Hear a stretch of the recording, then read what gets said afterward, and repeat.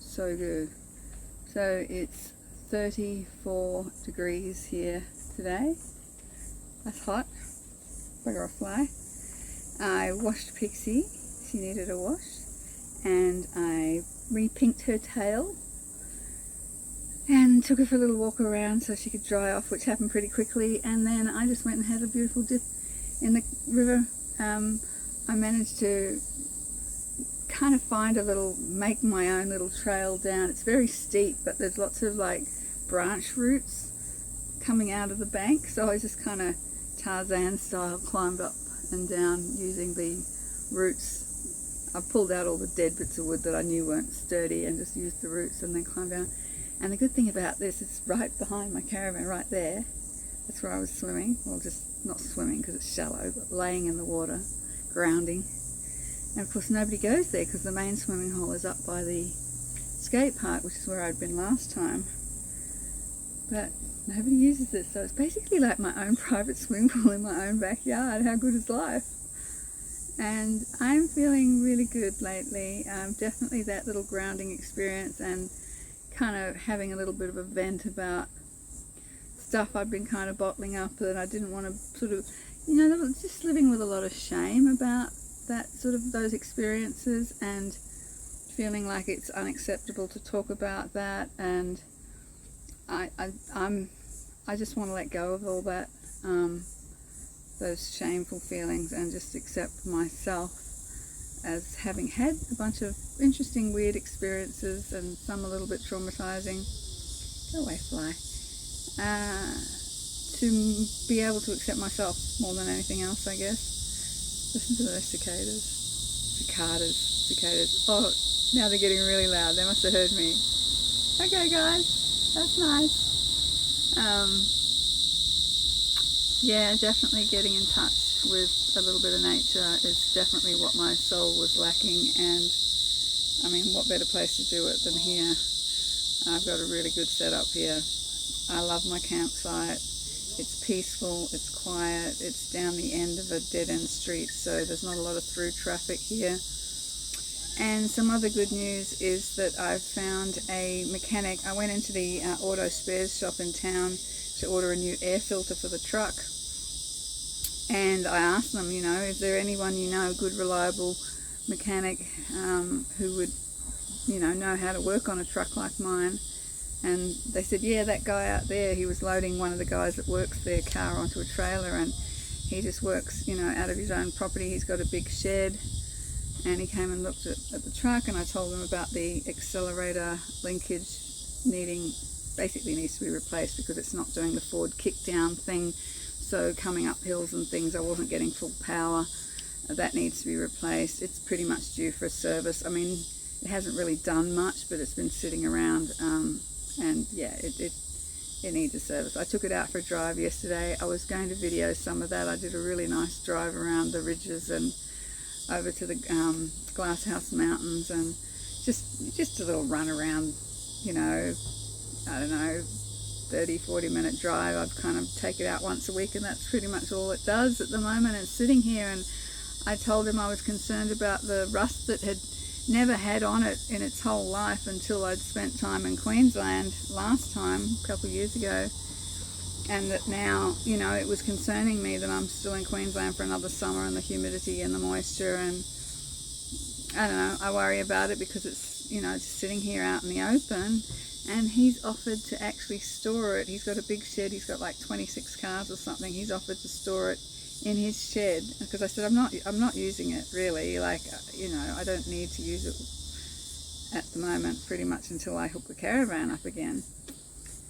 So that's really nice. So truck is going to get some TLC for Effie, which is great. She'll be undercover, out of the weather, and he'll go through everything and just see what needs doing. And he's also going to do like a fish oil treatment on the internal panels of the truck, just to inhibit any further rust development in the meantime anyway. So that's reassuring, and he knows what he's doing. He's got all sorts of cool old cars in his workshop, so that's good. So everything's kind of working out really well, and yeah, I'm really really enjoying my little part-time job, meeting some really interesting people, and we get to talk all sorts of interesting, deeper, meaningful things, and life and philosophy and psychology and technology and AI, and all sorts of conversations have been had. And I had an appointment of telehealth with my psychologist today. I hadn't spoken to her for a little while, and I told her I'd been, through some stuff, and that I was in a good place now, and she was like, yeah, that's really awesome that you got yourself through, because I hadn't been able to get an appointment with her pretty much all through December, because you only get a certain amount per year under a mental health plan, and I'd run out and I couldn't afford to pay for it. So I kind of, when I really needed her, I wasn't able to talk to her, so that had made it hard. But anyway, she says, well, you got yourself through, and I told her about my little, off-grid getaway, and that was what I really needed to do, and she kind of just like, said I should be proud of myself because I'd handled some stressful situations and gotten to a good point, and I'm like, yeah, that's pretty much where I'm at. So, interestingly, the housing development that was happening last time I was here with the bang, bang, bang, bang, bang, bang, it's still going. That was a year ago. And yeah, that's not doing it today, but it was doing it yesterday and the day before.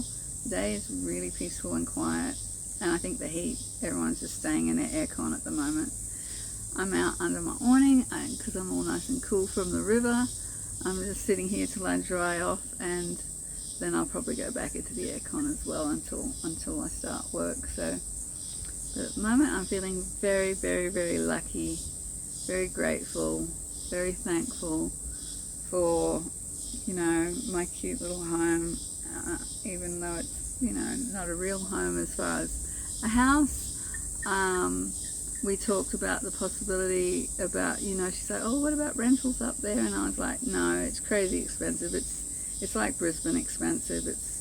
And I'm not willing to make that type of permanent commitment in my life. Like, I'm not ready to stop forever, but I'm enjoying stopping for now. This time of year when it's super hot, when it's holidays, when there's all sorts of reasons not to be on the road. I'm really, really, really happy with where I'm at and enjoying some serenity. It's kind of like it was at the off-grid camping place, except that I'm not off-grid. I can run my air conditioning because I have electricity here, and I also have the conveniences of being able to go busking in town here and having access to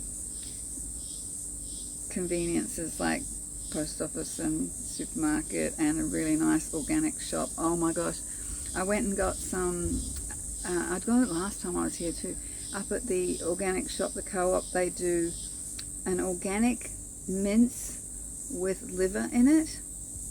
It is so yummy, and I made hamburgers out of it. Just put a couple of eggs in and made hamburger patties, and a bit of salt, quite a lot of salt, and they were just the most delicious thing I had ever eaten in my life. So I went up and bought some more of that. It's not super cheap. It's like $20 for half a kilo of this mince, but you put the eggs in it, you can make quite a few burgers out of it.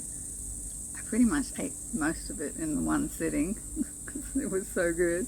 But Pixie's really enjoying it as well because she's really meat sensitive, and she's been on some stupid Hills prescription diet stuff, which is just full of corn and crappy things. I hate giving it to her, but every time I tried her on any other kind of meat or anything, she'd get really upset gut, like dangerously. She'd been hospitalized a couple of times with it because it was just so bad. Yeah, she's got a very, very sensitive tummy. But I just tried adding a little bit of this organic mince with liver into her, mixing it in with the prescription diet stuff. And she's loving it, and she was so happy. And it's been a few days now, and it hasn't affected her. Everything's coming out the other end looking healthy and normal. So I'm going to sort of slowly increase that and introduce a bit more to her. Because ideally, I'm a carnivore, and I would love my dogs to be able to be carnivore as well. So yeah, feeling healthy. I am, I was going to do it today, sitting down thinking I should make an update video on where I'm at with the carnivore thing. I am still very much doing it. Basis of my diet is eggs, butter, steak, mince, liver, pork belly from the IGA occasionally, and cream cheese, lactose-free cream cheese. I can, like, eating a whole tub. I do that pretty much 3 or 4 times a week. So quite a high-fat diet. And the couple of times when I haven't been feeling real great in the head has been when I have, and I don't like to use the word cheated, but not been as strict on it and eaten a few things, especially, you know, when I was in Brisbane and with my daughter and stuff, and sometimes I would eat something that I shouldn't necessarily eat, and think, oh, on occasion it didn't seem to hurt. But I recently ate a meat pie because a lady from the bakery came through here and was basically giving them away at the end of the day, and there was this big steak and kidney pie, and I thought to myself, you know what, I know I shouldn't, but dang, that pie looks so good. And so I ate the pie, and I don't know what was in it as far as the pastry. You know, I hadn't eaten really anything much like that at all. Yeah, I had a pounding headache. Like my whole head was just felt like it was going to split open for about 3 days. My fingers actually swelled up and got sort of stiff and sore again. And I also noticed that discombobulated feeling that I'd been talking about, this real, I don't know, my mental state was not good, as you could tell in my last video. It was a bit kind of, and it wasn't until, you know, I noticed I was feeling crappy, and I was like, oh, I wonder if it was that pie, you know. And I went straight back to super strict. Oh, and sardines, obviously. I'm eating my tins. I just had one just before. Tin of sardines, that's the other thing I eat probably 3 or 4 times a week. And then, yeah, like within 2 days of going super strict back on my carnivore, all those things were gone, and now I'm feeling optimistic again, and happy and content and excited and thankful and grateful and all the good things, and my hands are totally fine, and there's no pain or inflammation. My headache is gone, and I think that's what it was. I was thinking, well, if your fingers were swelling up, there's obviously an inflammatory response, and I think my brain was inflamed. Anyway, that's all. I just wanted to let you know, because it was really sweet. Everyone was really, I didn't read the comments on that last video for about 24 hours because I was like, ooh, you know, again, all that shame. If I really talk about this stuff, are people going to think less of me? And you didn't. You were nice. I'm so thankful for you beautiful people who get it, you know, or at least try to get me, even if you don't necessarily relate. You at least don't reject me for it, which is awesome. Thanks, guys. In fact, I think I got a few extra subscribers from that video. Oh, and thank you to Chris. I think it was Chris, somebody, I don't know, I'm not sure if I got your name wrong. I'm really sorry, but oh wow, a $50 donation came in, and I was like, thank you so much. Like, that is so sweet. I really appreciate that. So yeah, always a bonus. Thanks for that. Thank you, magical human angel that you are, and thank you to all of you for just listening to me and putting up with my ups and downs and sidewayses and everywhere. But I'm feeling good. I'm on top of the mountain, on top of the world.